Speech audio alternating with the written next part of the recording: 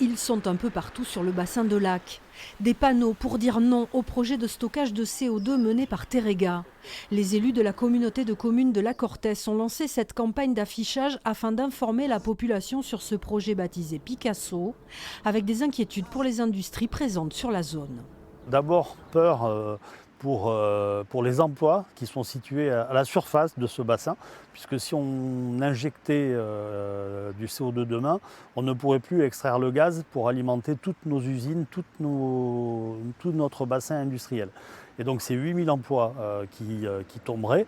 Et puis au-delà de ces 8000 emplois, c'est tous les projets dont on parle aujourd'hui et qui sont aujourd'hui possibles parce qu'on a un écosystème.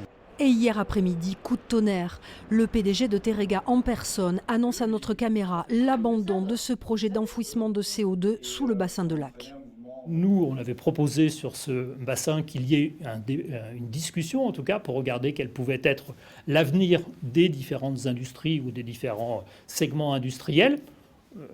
Ce débat n'est pas possible, donc bien évidemment, on a abandonné le site de Lac, et ce n'est pas sur le site de Lac que nous allons faire les premières expérimentations. Et le next step, c'est de choisir le bon site. Désormais, Teréga étudie une dizaine de sites en Nouvelle-Aquitaine et Occitanie. Des réservoirs naturels entre 2000 et 4000 mètres sous terre pour enfouir le CO2 produit par les industries et qui ne peut pas être réutilisé.